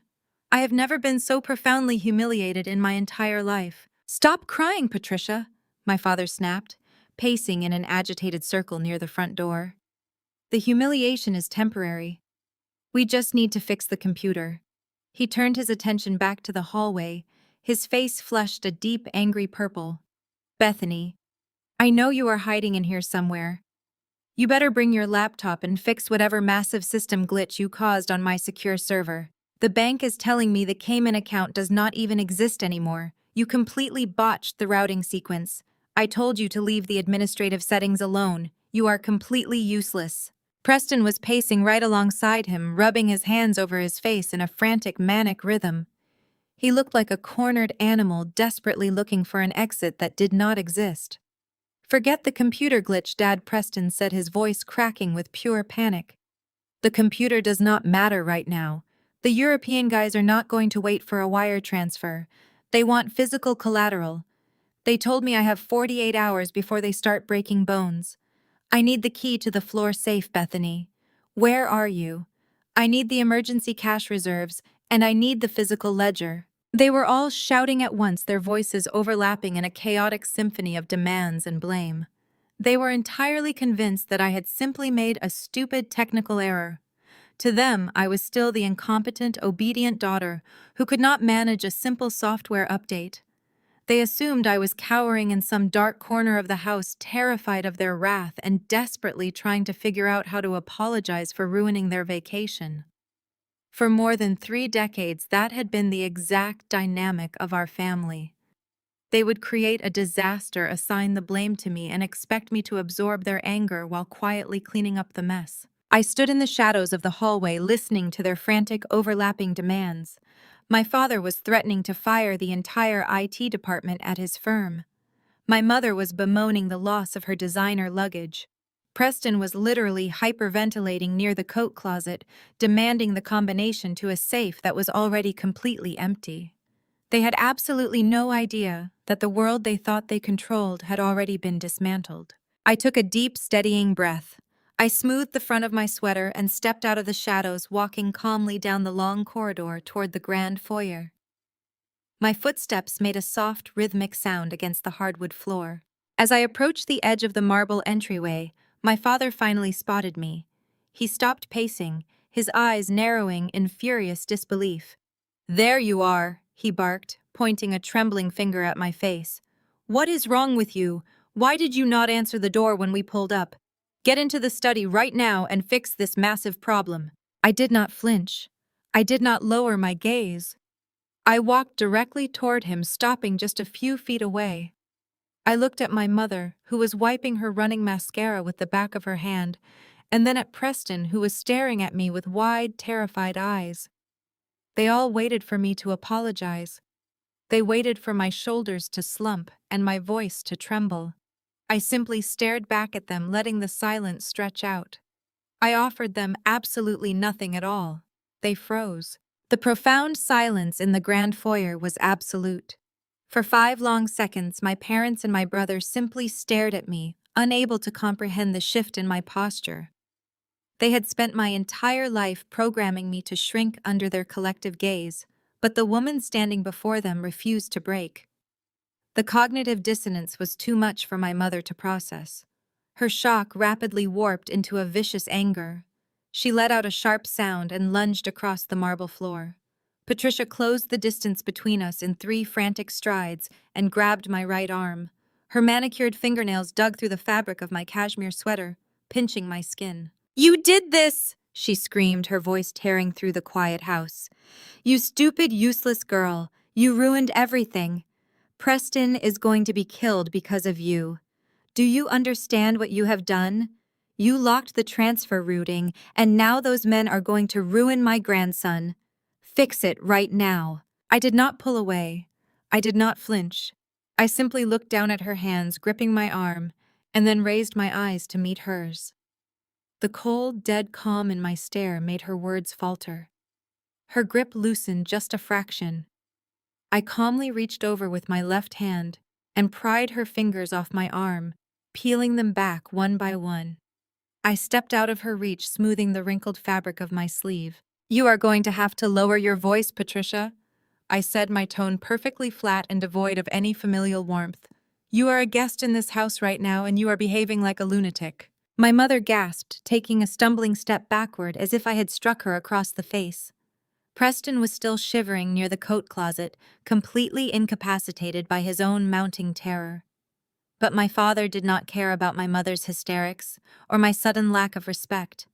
Richard had already dismissed me as a factor. To him, I was still just an irritating obstacle, a minor speed bump on his path to securing his $40 million payout.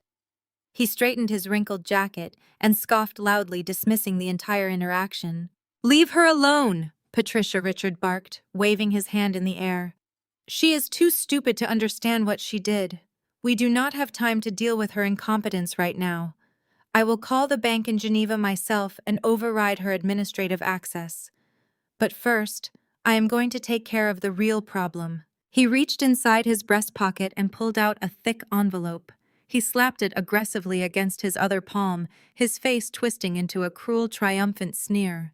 He looked exactly like a man who believed he held the ultimate winning hand. "I am done playing games with that stubborn old fool," Richard announced, his voice echoing down the hallway.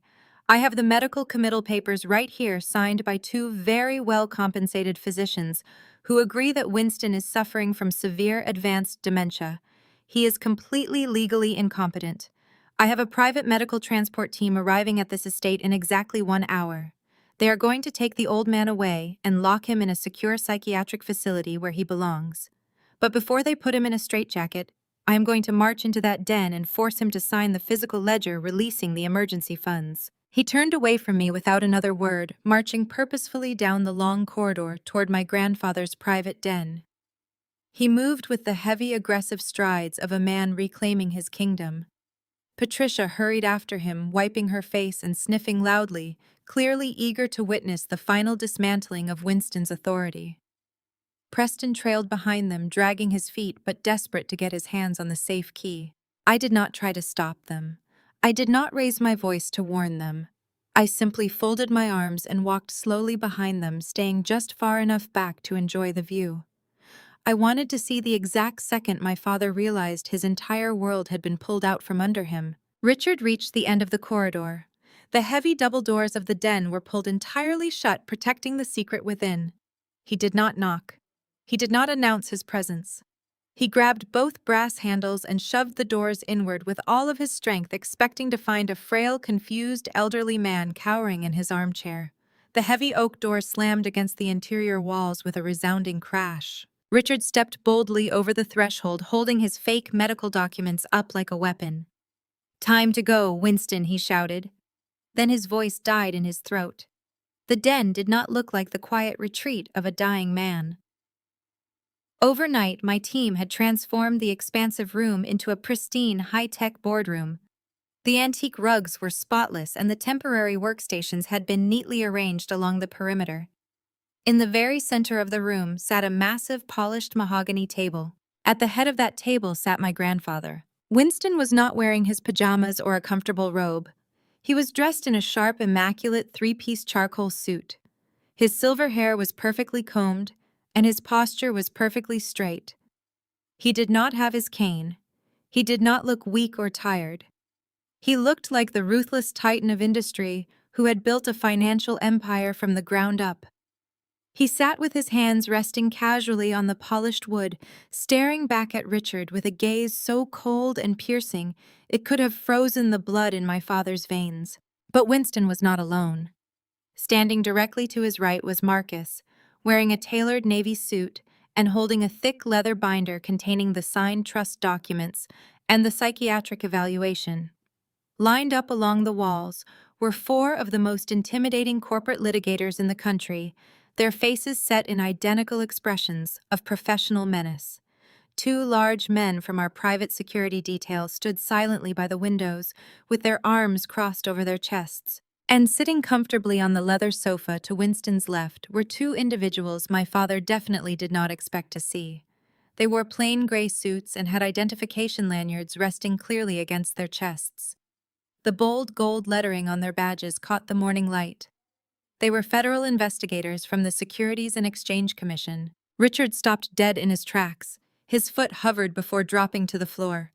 The color drained out of his face, leaving his skin a shade of chalky white. The forged committal papers slipped from his fingers and fluttered softly to the hardwood floor. Patricia bumped into his back, letting out a confused noise before she looked around the room. Her jaw dropped open, her hands flying to cover her mouth. Preston peeked around his mother's shoulder, letting out a pathetic whimper when he saw the federal badges. Winston leaned forward, resting his elbows on the table. He did not raise his voice. He spoke with the quiet, deadly authority of a man holding all the power. "Close the door behind you, Richard," Winston said, the command slicing through the silence. "We have a lot of business to discuss, and you are severely underdressed for the occasion." Richard stood perfectly still for a long, agonizing moment. The heavy oak doors remained wide open behind him, revealing the empty hallway. He swallowed hard, his Adam's apple bobbing roughly against his wrinkled collar. Very slowly he reached behind his back and pushed the door shut. The heavy click of the latch echoed like a gunshot in the silent room. Patricia whimpered, stepping away from her husband and pressing her back against the nearest bookshelf. She looked as though she wanted to sink into the wood and disappear completely. Preston, however, possessed a different kind of survival instinct. He had spent his entire life relying on his effortless charm to escape consequences. He took a hesitant step forward, straightening his ruined jacket and messy hair. He fixed his gaze on the two federal investigators, completely ignoring my grandfather and the phalanx of corporate litigators lining the walls. "Gentlemen," Preston said, attempting to project the relaxed confidence of a successful wealth manager. "I am Preston. I handle the primary financial portfolios for this estate. I am not sure who called you or what sort of misunderstanding brought you out here in this weather, but I can assure you everything is perfectly fine. My grandfather has been struggling with his memory lately, and my sister has a terrible habit of overreacting to routine administrative transfers. If you would just step into my office, I can show you the proper documentation and clear this whole simple thing up for you right now today." He flashed his signature golden boy smile, the one that usually melted angry investors and charmed country club socialites. The two investigators did not smile back. They did not even blink. They sat on the leather sofa with their hands folded in their laps, watching him with the cold, detached interest of predators observing trapped prey. When the charm failed to produce a response, Preston's smile faltered. He looked at his father for backup. Richard seemed to suddenly remember who he was. He puffed out his chest, his face suddenly flushing with a completely renewed surge of arrogant fury. He pointed a thick, trembling finger directly at Marcus and the legal team, ignoring the federal agents. "I really do not care who you people think you are!" Richard bellowed, his voice vibrating with false authority. "You are trespassing on my property. I hold the durable power of attorney for this man, and I demand that you pack up your briefcases and leave my house this instant. If you are not out of that door in 3 minutes, I am calling the local authorities and having you all arrested for breaking and entering." Winston did not flinch. He did not even raise an eyebrow at his son's outburst. He simply turned his head and looked at me, offering a slight nod of his chin. The floor was mine. I remained comfortably seated in my high-backed leather chair, completely unbothered by my father's shouting. Reached onto the polished mahogany table and picked up a thick-bound forensic audit. The leather cover was heavy, and the pages were neatly tabbed with color-coded markers. I rested my hand on top of it, looking directly into my father's furious eyes. "You do not hold power of attorney, Richard," I said, my voice projecting a calm, clinical authority that instantly silenced the room. "Your power of attorney was officially revoked at 4 in the morning. Winston has signed an irrevocable trust, placing his entire $40 million estate under international protection. You have absolutely no legal standing in this house. You do not even own the chair you are standing next to." I pushed the heavy, bound audit across the smooth surface of the boardroom table. It slid over the dark wood. It stopped precisely at the edge right in front of where Richard and Preston stood. "What is that?" Richard demanded, staring at the binder as if it were a venomous snake. "That is a comprehensive granular accounting of every single dime you have stolen over the past 7 years," I explained, leaning back and crossing my arms.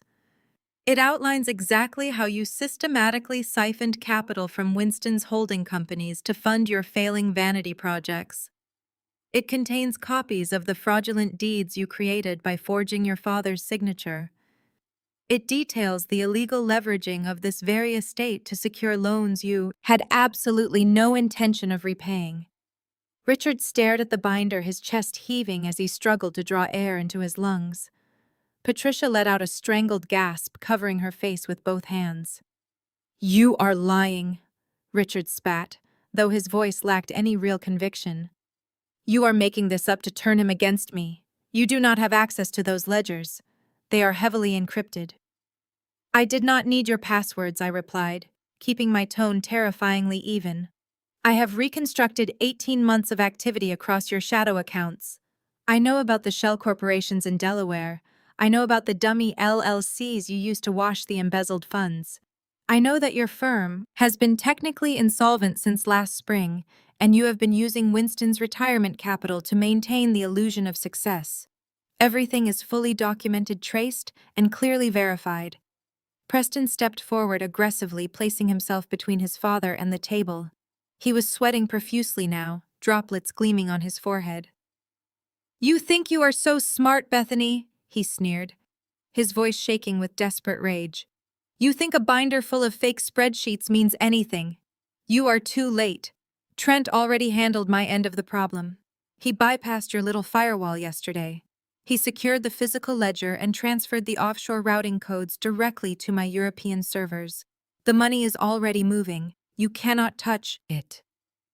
I looked at my brother, feeling a profound sense of pity for his absolute stupidity. I let a slow, deliberate smile spread across my face. "Trent did exactly what I told him to do," I said softly. Preston froze. His jaw slackened. "What are you talking about?" I leaned forward, resting my forearms on the mahogany table. "Trent came here believing he could frighten me into handing over the ledger. I knew exactly what he wanted, so I gave him something designed specifically for your servers. I knew you were going to force him to steal the ledger. I knew you needed those specific routing codes to pacify the men you owe money to in Monaco. So I built a custom payload for him to deliver to you." "The dummy ledger Trent plugged into your personal terminal was not a key," I explained, enunciating every single word perfectly, so the brutal reality would carve itself into his mind. "It was a highly sophisticated piece of malware. The exact second you connected that drive to your European servers, my program executed. It bypassed your encryption. It located the hidden offshore accounts holding your illegal gambling funds, and it wiped them clean." "No," Preston whispered, shaking his head frantically. "The servers are isolated." "They were isolated," I corrected, "until you opened the door. The malware did not just erase your money, Preston. It flagged every illicit transaction you have made over the past 3 years. Once it compiled all of that undeniable evidence, it packaged the IP logs and sent them directly to the authorities." I gestured gracefully toward the 2 federal investigators sitting on the sofa. "They have secured federal warrants for your arrest." Preston's face drained of all color. Preston staggered backward until his spine hit the edge of the heavy oak doors. His mouth opened and closed, but no sound came out.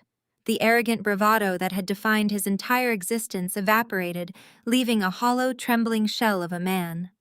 Richard looked just as devastated. He stared at the two men on the sofa, finally understanding that the plain gray suits were not just props.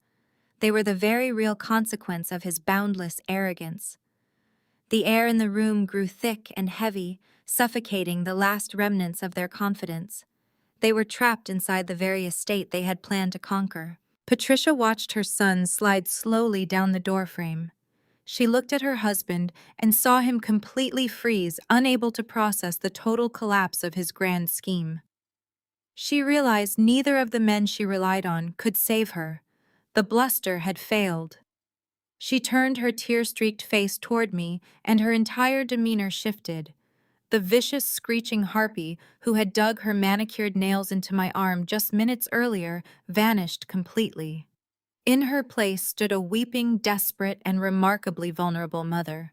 She took a slow, hesitant step toward the mahogany table, holding her hands out in a pleading, open gesture, as if she could magically erase the damage they had done. "Bethany, please," Patricia whimpered, her voice trembling with a manufactured fragility that made my skin crawl. "Please do not do this to us. You are upset, and you have every single right to be angry with us. We handled this poorly. We were just so worried about your grandfather and his declining health that we made rash decisions. But you cannot let these people take your father and your brother away. You cannot let them destroy everything we have built. We can fix this if you just give us a chance to explain." I remained perfectly still in my high-backed leather chair, watching her performance with cold, detached fascination. She took another step closer, her eyes brimming with fresh tears. "We are your family, Bethany," she cried, clasping her hands tightly together against her chest. "We share the same blood. You know your brother did not mean any real harm. He just got in over his head with the wrong crowd in Europe. He is young and he makes mistakes. And your father has carried the immense weight of this entire family for decades. He has provided for you. You have a duty as a daughter to protect us. Family protects family. You cannot just throw us to the wolves over a financial misunderstanding. Tell these agents it was all a terrible mistake. Tell them we are going to settle this internally. We can figure out a compromise that makes everyone happy." She looked at me with wide, pleading eyes, expecting the old Bethany to surface. She expected the quiet daughter who had spent 35 years craving her maternal approval to finally cave. She genuinely believed that invoking the sacred bond of blood would be enough to erase years of systemic emotional abuse and outright financial theft. She thought she could simply cry her way out of a federal indictment. I looked at the woman who had birthed me and felt absolutely nothing but a profound, chilling emptiness. The well of forgiveness had run completely dry. I glanced down the length of the boardroom table at my grandfather. Winston sat silently at the head of the table, his hands folded neatly in his lap, watching me with a steady, supportive gaze. He gave me a barely perceptible nod, validating my strength. Then I brought my attention back to my mother. "You want to talk about family duty, Patricia?" I asked, my voice dropping to a low, dangerous calm that commanded the attention of every single person in the room. "You want to invoke the sacred bond of blood after what you just tried to pull on this man." I stood up slowly from my leather chair, resting my fingertips lightly on the polished mahogany surface. I leaned forward, locking my eyes onto hers, refusing to let her look away from the mirror I was holding up to her soul. "You left me here alone on Christmas," I said, articulating each word with razor-sharp precision. "You packed your designer bags and flew to a luxury resort in Monaco. You told me to stay behind and change diapers. You told me to babysit a man you claimed to the entire world was losing his mind. And why did you do that, Patricia? You did it so you could steal his life's work. You did it so you could drain his bank accounts without him noticing the missing funds. You did it so you could gather forged documents and hire corrupt doctors to throw him in a psychiatric asylum." My mother recoiled as if I had struck her physically across the face. She shook her head side to side, trying to formulate a denial, but the words died on her lips. She looked around the room, seeking sympathy from the lawyers or the agents, but found only hard, unforgiving stares. "You thought I was too stupid to see what was happening?" I continued, my voice rising in volume and intensity, filling every quiet corner of the room. "You thought I was just a convenient maid to keep him occupied while you robbed him blind. But you were completely wrong. I saw everything you did. I documented every single transaction. I secured every single asset this man spent his entire life building. So do not stand there and beg me to remember my duty as a daughter. I am just doing exactly what you asked. I am taking care of Grandpa. The silence that followed my words was absolute and suffocating. Patricia stared at me, her mouth trembling, unable to comprehend the finality of my rejection.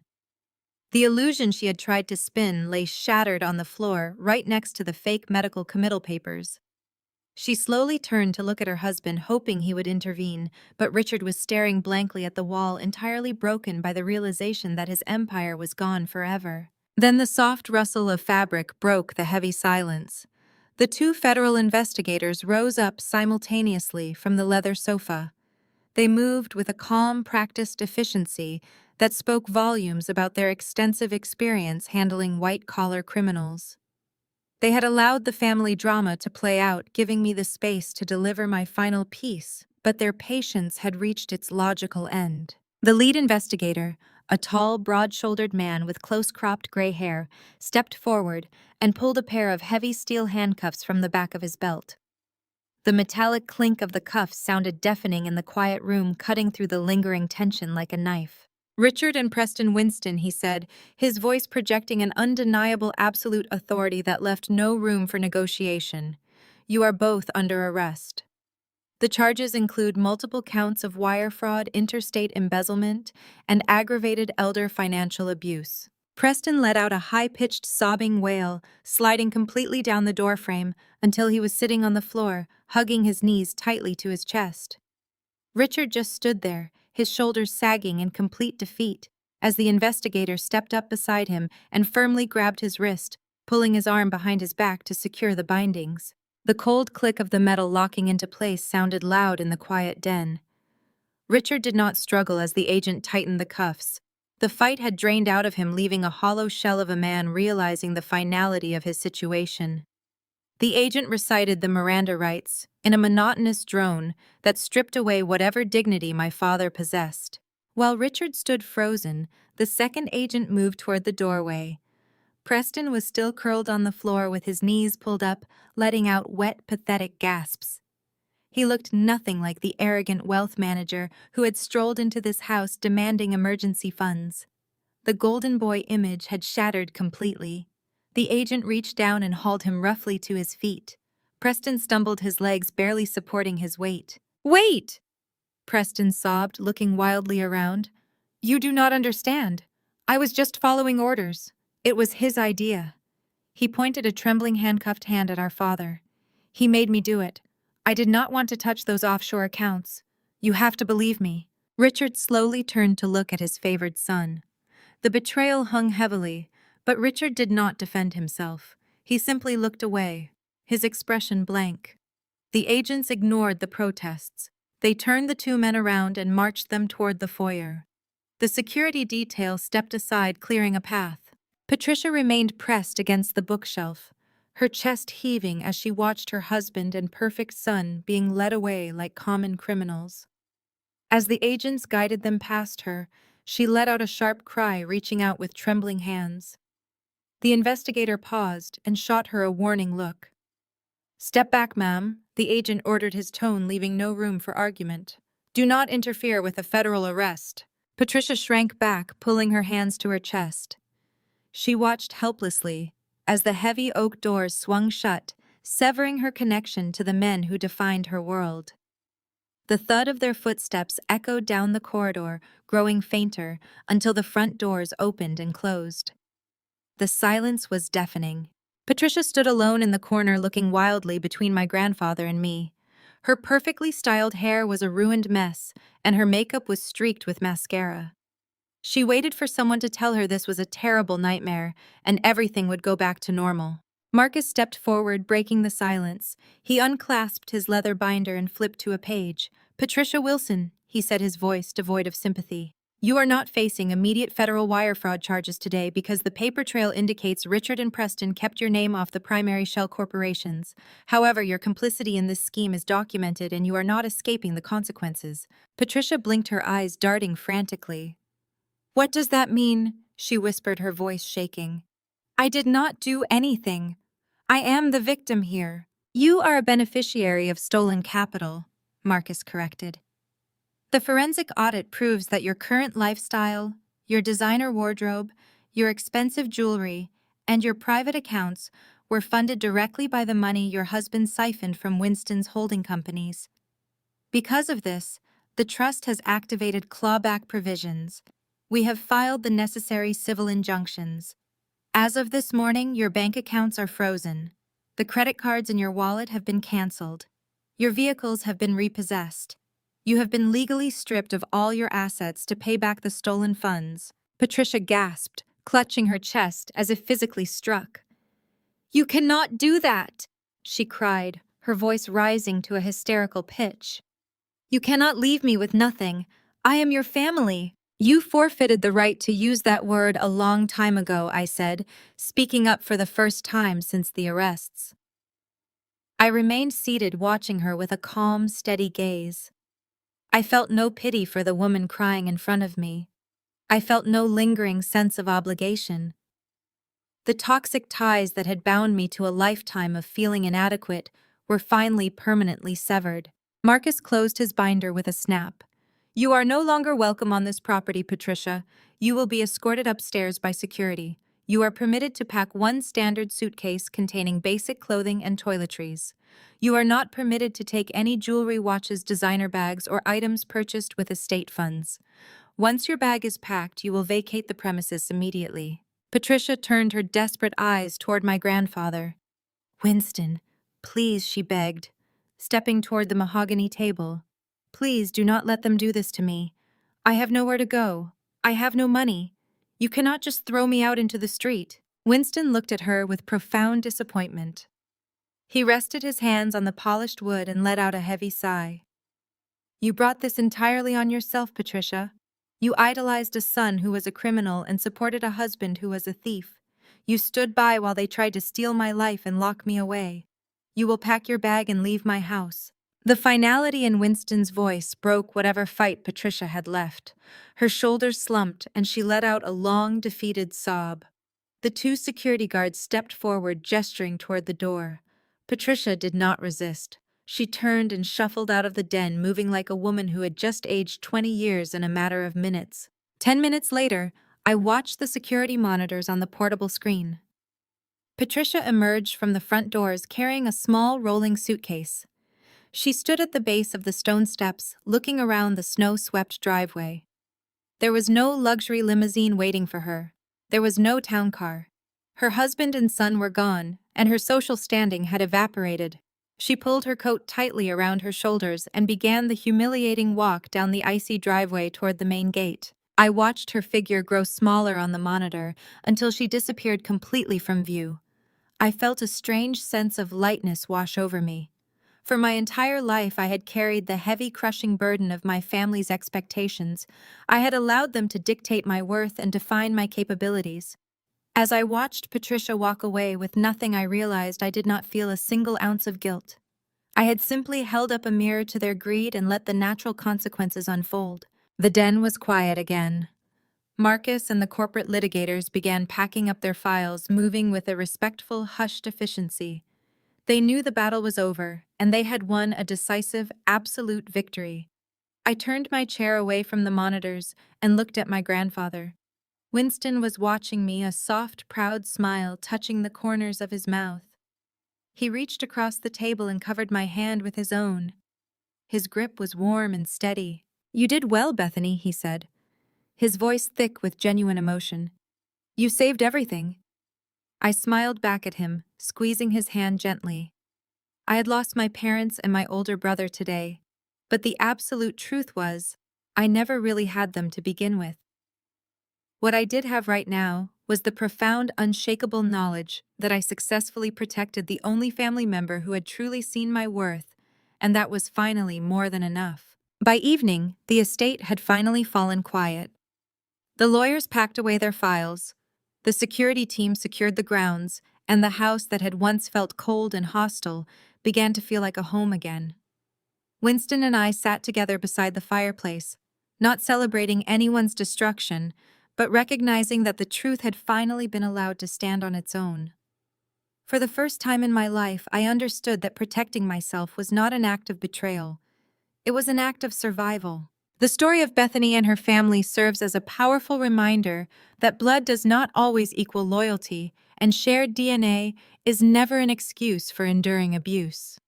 For years, she carried the heavy burden of trying to earn the love and respect of parents and a brother who were fundamentally incapable of giving it.